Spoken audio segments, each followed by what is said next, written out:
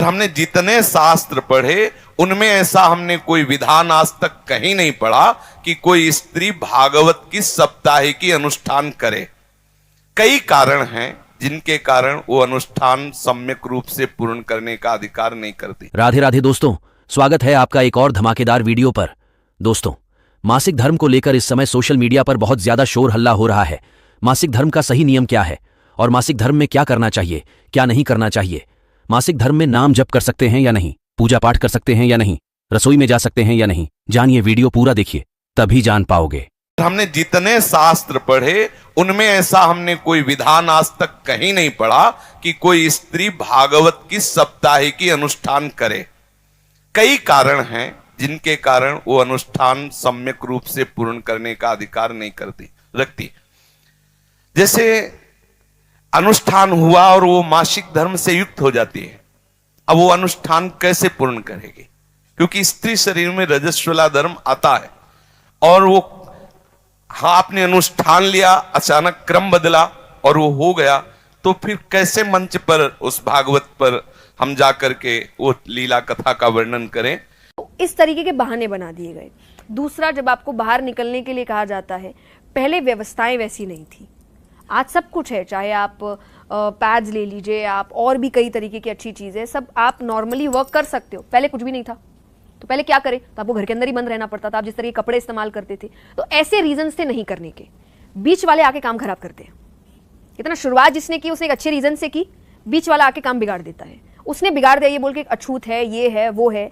भाई 9 महीने एक लड़की जब बच्चा पैदा कर रही होती है वो पीरियड से नहीं होती है, और कहा भी जाता है ना कि बच्चे को खून से सींचा है। 9 महीने उसको पीरियड्स नहीं आ रहे, उस खून का इस्तेमाल तो हो रहा है ना बच्चे को सींचने में। अगर आपको लग रहा है वो खून इम्प्योर है, आप में से जितने हम सब बैठे सब इम्प्योर है, उसी खून से सबको सींचा गया है, इसलिए वो 9 महीने नहीं हुई। बाकी जो लास्ट में बचता है वो नेक्स्ट 40 दिन में निकल जाता है, तो इम्प्योर तो हो ही नहीं सकता। द्रौपदी जी के लिए वो उस वक्त रजस्वला अवस्था में थी जब भगवान आए। भगवान ने टच करने से पहले नहीं सोचा कि रजस्वला अवस्था में है। आप और हम कौन होते हैं सोचने वाले, ये मत करो वो मत करो। तो ये बातें बनाई गई। पहले रीजन अलग थे, सेफ्टी पर्पस था, आराम के लिए था, खान पान का पर्पस था। अब ये सब नहीं है। गांव का एक बच्चा जानता है इस बात को कि जब स्त्री का अपना धर्म हो तो विश्राम करे, पूजा, रसोई, अनुष्ठान इनसे दूर रहे। ये विधान है। अब यहां उदाहरण दिया जाएगा कि द्रौपदी जिस समय रजस्वला थी उस समय भगवान समा गए। अरे ओ, क्या स्थिति थी द्रौपदी की उस समय? उसकी साड़ी उतारी जा रही तो भगवान ये सोचेंगे रजस्वला है, तुम्हारी कौन साड़ी उतार रहा है इस टाइम? उस समय द्रौपदी की जो कंडीशन है, भगवान है वो तुम्हारी तरह और मेरी तरह नहीं है।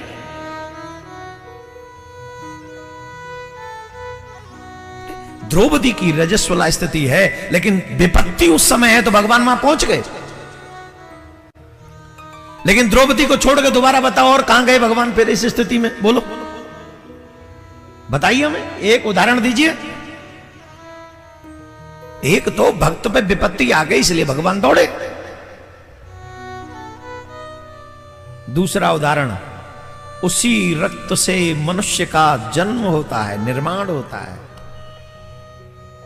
ये प्रकृति का नियम है, मेरा और तुम्हारा नहीं है। जिस प्रकृति ने उस रक्त से मनुष्य का निर्माण किया है, उसी प्रकृति ने ये हमको कहा है, डोंट डू दिस। उसी पुराण, वही धर्म का ये आज्ञा है, स्पेशली आज्ञा है कि आप रसोई में नहीं जा सकते उन दिनों में, आप पूजा में नहीं जा सकते उन दिनों में। आज अगर हम इस व्यासपीठ पर बैठकर गलत विचारों को हम व्यक्त करेंगे तो आने वाली पीढ़ी धर्म से दूर हो जाएगी और धर्म को अधर्म को धर्म समझ के अधर्म करने लग जाएगी। ये हमारी जिम्मेदारी है। हमें शास्त्रों का पूरा ज्ञान होना चाहिए। आजकल ये तमाम क्वेश्चन आंसर होते और हम उल्टा सीधा कोई भी जवाब देते हैं। अगर आंसर न मालूम हो तो चुप रहो,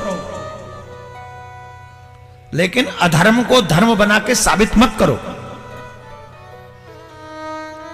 इससे बहुत बड़ा फर्क पड़ेगा। आने वाली पीढ़ी समझेगी कि जब ऐसे धर्माचार्य ऐसा बोल रहे हैं तो यही सच होगा। और आपस में बैठकर चर्चा करना तो हमने सुना है, जैसे आनंदमयी माता, उड़िया बाबा और भी संतों के बीच में बैठकर भगवत चर्चा परस्पर हो रही है, सभा लगी हुई है और चर्चा घंटे 2 घंटे भगवत चर्चा हो रही, उसका तो प्रमाण मिलता है। शास्त्रों में आता है याज्ञवल्क्य से गार्गी जी प्रश्न उत्तर कर रहे हैं, चर्चा कर रहे हैं, ऐसा तो पाया गया है। लेकिन अनुष्ठान का अभी तक हमें पता नहीं। अगर कहीं हो तो हम मानने के लिए भी तैयार हैं, क्योंकि निगम अनुशासन के अंतर्गत सब हैं। अगर कहीं शास्त्र में है और हमने नहीं पढ़ा, कोई हम सर्वज्ञ तो है नहीं, जितना हमें ठाकुर जी ने ज्ञान दिया उतना ही हम जानते, जितना जनाया उतना ही जान पाते।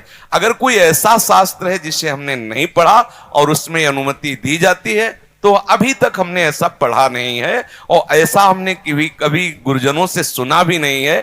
इसलिए मुझे ऐसा लगता है कि माताओं बहनों को भागवत का साप्ताहिक अनुष्ठान नहीं करना चाहिए। चर्चा करने का तो अधिकार है, भगवत लीला गुणानुवाद का अधिकार है। हम जैसे अपने लोग चर्चा कर रहे हैं, ऐसे वो बैठ के चर्चा कर सकते हैं, संत सभा में बैठकर भगवत यश गान कर। लेकिन अनुष्ठान साप्ताहिकी का निषेध है, ऐसा हमने शास्त्रों में कहीं नहीं प्रमाण पाया कि कोई भी स्त्री शरीरधारी मंच पर बैठकर साप्ताहिकी का अनुष्ठान करे। अब उसका परिणाम क्या होता है ये तो सर्वज्ञ भगवान जाने। उसका परिणाम क्या होता है इतना जरूर हम कह सकते हैं कि अमंगल तो होगा नहीं, क्योंकि भगवत चर्चा करने वाले का अमंगल नहीं हो सकता, ये तो पक्का है। ये बात जरूर है कि वो अनुष्ठान मंच का विधान नहीं हमने पढ़ा है, लेकिन ये जरूर है कि कैसे भी किसी भी तरह से भगवत यश श्रवण या कथन किया जाए उसका अमंगल नहीं हो सकता, ये हम बता रहे हैं। परिणाम क्या होगा ये ठाकुर जी जाने, क्योंकि वो परिणाम का ठीक निर्णय वही धर्म का कर सकते हैं। अपने भावना से इतना जानते कि मंगल भवन का यश गाने वाले का कभी अमंगल नहीं हो सकता है। हाँ, ये नहीं करना चाहिए ऐसा शास्त्र में प्रमाण है कि इन कई कारण हैं ऐसे जिससे वो अनुष्ठान नहीं किया जा सकता। अगर कोई ऐसा हमें प्रमाण दिखा दे तो हमें उसमें कोई परेशानी नहीं। आपने प्रश्न किया, इसलिए शास्त्रीय विधान ऐसा है कि स्त्री साप्ताहिकी भागवत का अनुष्ठान नहीं कर सकती। तात्पर्य मासिक धर्म में, शौच में नहीं। अगर आप लेटरिन गए हैं तो आपको पवित्र होना है, उस समय नाम जप करो राधा वल्लभ श्री हरिवंश। कपड़े पवित्र, शरीर पवित्र, तब। अब जैसे मासिक धर्म में माताएं बहनें कई दिन का होता है तो पवित्र कपड़े आदि पहने हुए हैं, अंदर ही अंदर जप सकती, बाहर कोई माला से या ठाकुर सेवा आदि के लिए 3 दिन तो निषेध ही रहता है। तो अगर आपका तात्पर्य मासिक धर्म से है तो कर सकती हैं, अगर आपका तात्पर्य लेटरिन आदि की अपवित्रता से है तो नहीं कर सकते। उस समय नाम जप करो, 15-20 मिनट नाम जप करते हुए अपना जो दिनचर्या में शौच आदि की पवित्रता है उतने ही वस्त्र पहनो जितने धो सकते हो।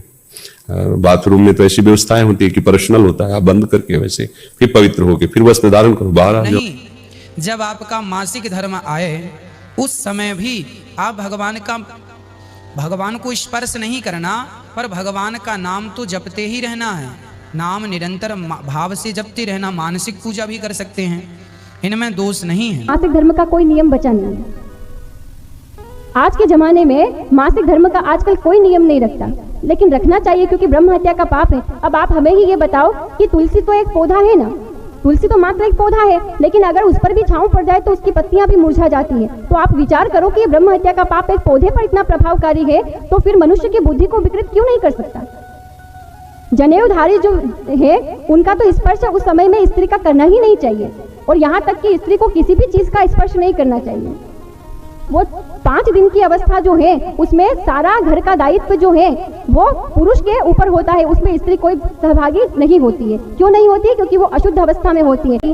कोई अगर अकेली हो तो वो मजबूरी में सब जगह छूती है, लेकिन कोई तो महाराज मंजूरी में ही छूती है। किसी किसी की मजबूरी होती है, हर किसी की मजबूरी नहीं होती है। जिसके यहाँ करने वाले हैं अगर वो भी अशुद्ध अवस्था में हर जगह छूती है तो उसको पाप का भोग अवश्य भोगना पड़ेगा। कोई नहीं है और आपने छू लिया, कोई बात नहीं, फिर उसके लिए क्षमा मिल जाएगी, उसके लिए प्रायश्चित हो जाएगा। बहुत बहुत धन्यवाद दोस्तों, वीडियो पूरा देखने के लिए। आपको कौन से महाराज का विचार अच्छा लगा और किन के बातों से आप सहमत हो, कमेंट करके जरूर बताएं। और वीडियो को लाइक, चैनल को सब्सक्राइब भी कर लीजिए, क्योंकि यहां पर आपको रोज ऐसा ही सुंदर सुंदर वीडियो देखने को मिलेगा। मिलते हैं नए वीडियो पर। राधे राधे।